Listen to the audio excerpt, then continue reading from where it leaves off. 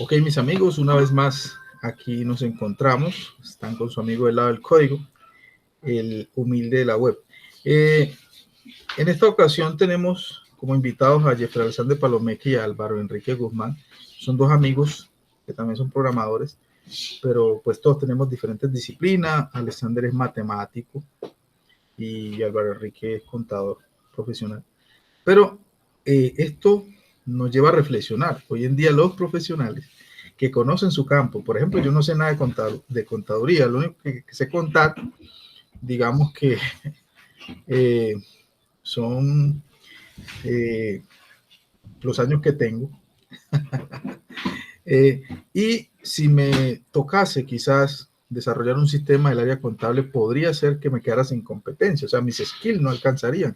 Entonces, hoy en día nosotros vemos cómo los profesionales de diferentes áreas de administración de empresas, de medicina, se están metiendo en el ramo de la programación. Y nosotros los que estudiamos sistemas estamos quedando cortos. Así que les doy la bienvenida y los felicito. Y vamos pues con esta segunda entrega. Aquí, ¿qué vamos a hacer? Vamos a hablar un poquito ahora sí a fondo de lo que es no SQL, porque en la primera instancia pues vimos lo que era SQL y ahorita vamos a ver qué es no SQL. No solo SQL. Entonces, para amenizar, pues habíamos dicho de que cuando usted tiene una tabla como esta con mucha información, si por ejemplo un usuario ya no tiene el campo de dirección, usted puede eliminar el dato. El dato, escuchen bien porque esto es muy importante. El dato se puede eliminar, pero si usted quiere eliminar el campo de dirección, pues se va a ir la dirección de todos los demás usuarios. Imagínense 1000 registros. Imagínense que le haya costado años a la empresa recolectar esta información. ¿Cuánto cuesta esta información ahora? Muchos dólares. Por esta razón, NoSQL vino a optimizar este proceso. Bueno, hay algo que se llama ETLs, que es extracción, transformación y carga, que se hace pues a los sistemas dedicados en la nube. Se toma una base de datos SQL y se le hace ETL y se genera pues ahora un mapa de la base de datos en la nube y se puede gestionar mejor a través de NoSQL. La ventaja de esto es que, por ejemplo, ahí tenemos un JSON con el nombre Juan y el apellido García, y en el caso dado de, digamos, que el segundo usuario o que el segundo registro de esta base de datos no relacional no tuviese apellido, o en algún momento, digamos, Juan decidiera no cargar su apellido, simplemente dejaría el campo vacío, y esto haría que la base de datos se acoplara. Es decir, con JSON todo es como resistable, como que se adapta, ¿no? El campo que no aparece con información en la base de datos simplemente se ignora, es decir, no va a estar allí y no va a guardar ese valor en memoria, que es lo que pasa con las bases de datos SQL. Para los que de pronto en estos momentos no estén entendiendo, les pido que vayan al video anterior y miren la entrega que ya se hizo. Entonces ya no vamos a hablar de esto, vamos a pasar a ver lo que es realmente JSON. Entonces aquí tenemos un gestor llamado MongoDB. Hoy en día es muy popular, tiene pues esta hojita que quiere decir que es ecológico. Hoy en día pues esta cultura de hacer que las cosas sean más ágiles, de hacer que todo sea como más adaptable. Bueno, entonces ahí tienen a MongoDB. Por muchos años hemos trabajado con bases de datos relacionales, o sea, con bases de datos de tipo SQL. Y hay muchos gestores de esas bases de datos. Tenemos Postgres, tenemos Oracle, tenemos MySQL, tenemos una cantidad de gestores de bases de datos llamados SVGA. Estos sistemas simplemente lo que hacen es gestionar la sintaxis del código declarativo de estructura de query language. Por aquí vamos a ver qué es MongoDB. MongoDB hoy en día está en su auge. De hecho, los programadores que hemos adoptado pasar a este tipo de gestor de bases de datos, hemos agregado un skill más a nuestro curriculum vitae. Un sistema gestor de bases de datos, SFGBA, ecológico, permite el tratamiento de grandes cantidades de datos gestionados a través de una notación de objetos de JavaScript, almacenados a través de un orden de datos indexados, ¿cierto? Llamados UUID, que es una forma de determinar de forma binaria el ID pues, de un campo. Por eso, pues, son exactos. Imagínate la MAC, cada equipo tiene algo llamado MAC, ¿sí? La MAC, que es el código de la Network Interface Card, de la NIC, pues de la tarjeta de red, para los que de pronto entienden estos términos, es único, es decir, cada computador en el mundo es único. Bueno, MongoDB, cuando nosotros trabajamos con bases de datos no relacionales y usamos MongoDB, pues cada registro de cada colección de datos se guarda con un ID único, como el de los MacBooks, o el de las computadoras. Esto hace pues que el dato sea fácil de encontrar, de gestionar y que haya pues un orden, porque uno se preguntaría, bueno, es una base de datos no relacional y cómo entonces hace para identificar sus campos, porque pues ahora decíamos que un JSON es algo así, pero aquí no vemos un ID, aquí no vemos, en cambio acá sí, miren, acá sí tenemos 1, 2, 3, 4, los ID, dicho sea de paso, se pueden conformar por caracteres también, en su mayoría lo son así. Entonces, ¿qué es un UID? Es un identificador único universal, es un número de 16 bits o posiciones de la unidad de bits. Saben que un bit es la unidad mínima de medida, ¿cierto? Y de un bit, digamos, de 8 bits sale un byte. Y un byte, básicamente, son 8 bits. Aquí tenemos 1, 2, 3, 4. Y la notación es de 0 y 1, pues por eso se llama binario.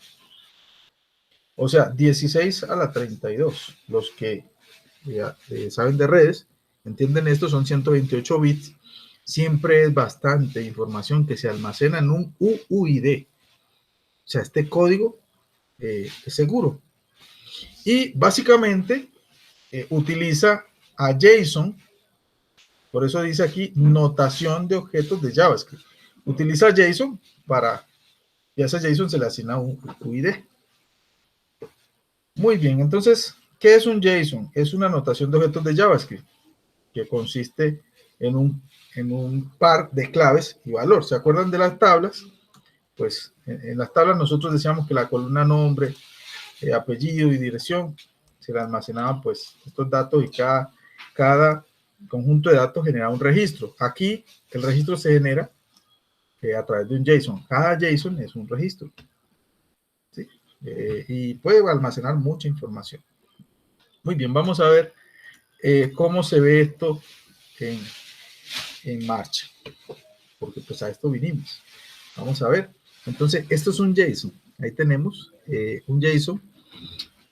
Se denota de esta manera. Claro que aquí hay un array de objetos. Bueno, ahora hablaba de JSON y ahora digo objetos, ¿sí? Por eso se llama JavaScript Object Notation, es decir, una notación de objeto. Esto es un objeto, esto que está aquí entre llaves. Cada bloque es un objeto, miren que está separado por coma. Aquí hay otro bloque y aquí hay otro bloque. Si ustedes notan, por ejemplo, en este bloque tenemos descripción, tenemos modo, nombre y tipo. ¿Sí? Entonces, imagínense que esta palabra, esto es una clave, esto que está aquí es una clave y esto es un valor. Aquí descripción es una clave y sales representative es un valor. Mode es una clave y null able es un valor. Name es una clave y rep es un valor. Type es una clave y string es un valor. Description es una clave y total sales es un valor. Mode es una clave y nullable es un valor. Y así sucesivamente. ¿Cuántos objetos vemos aquí? Vamos a buscar aquí el lápiz y vamos a señalarlos. Miren, esto es un objeto. Esto es un objeto. Este es otro objeto. Este es otro objeto. Y este es otro objeto. ¿Sí? Hay 3 objetos aquí. El objeto viene a ser en sí, o sea, si lo Un relacionara registro. con algo en general, ¿qué viene a ser un objeto? El objeto viene a ser prácticamente un registro. Miren, es como cuando nosotros decíamos, digamos que esta descripción, aquí es descripción, ¿cierto? Y aquí va el valor de la descripción. Modo, va acá, digamos que vamos a pasar de JSON a anotación de tabla, ¿cierto? Entonces, esta descripción iría aquí, en este campo. ¿Sí? Este modo iría aquí en este campo. O sea, esto que vemos así, de esta manera, vienen a ser los atributos, ¿cierto? Estos atributos, ¿sí? Aquí dice atributos de la columna. Y los valores, lo que contiene, vienen a ser, por ejemplo, este quarter, vendría a ser este 1. Este requiere, vendría a ser este de aquí. Este QTR vendría a ser este de aquí. Y así va completando un registro. Va completando un registro. Entonces, digamos que si la comparamos con una tabla, sería como una tabla de 3 campos. De 3 tuplas o de 3 filas. ¿Cierto? Entonces, esta sería la 1. Esta sería la 2. Y esta sería la 3. ¿Cierto? O sea, es una tabla de una base de datos. Acá nosotros le llamamos tabla. Acá le llamamos collection. Esto es una colección. Colección.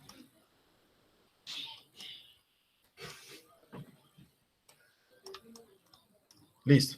Entonces esto es una colección de objetos, porque esto es un objeto, object, esto es un objeto, esto es otro objeto, y este es otro objeto. Esto es muy sabroso cuando nosotros le cogemos pues el tiro, porque básicamente sería representar esta tabla en JSON. Entonces, si tú notas por aquí hay un curly bracket, perdón, un bracket, unas llaves cuadradas. Entonces, estas llaves cuadradas simbolizan un arreglo. Un arreglo es una lista. Pues aquí tenemos una lista de objetos. Tenemos 1, 2 y 3, básicamente. Entonces, no es difícil. Es simplemente poco a poco irlo entendiendo. Pues, ¿qué vamos a hacer ahora? Ya que nosotros sabemos qué es un JSON, ¿cierto? Y ya que sabemos que es una tabla, imaginémonos una tabla. A diario nos estamos encontrando con tablas. Básicamente las tablas son listas con atributos. Por ejemplo, nosotros podríamos generar una tabla de clientes, una tabla de productos, una tabla de artículos, y cada artículo tiene sus atributos, color, peso, talla. Sí, esos atributos vienen a ser las columnas que están acá. Esos atributos vienen a ser las claves, ¿cierto? Estas claves vienen a ser esos atributos. Entonces, pues, de esta manera nosotros podemos comparar un JSON con una tabla. Esta es una entrega más de su amigo del lado del código. Nos vemos en la siguiente.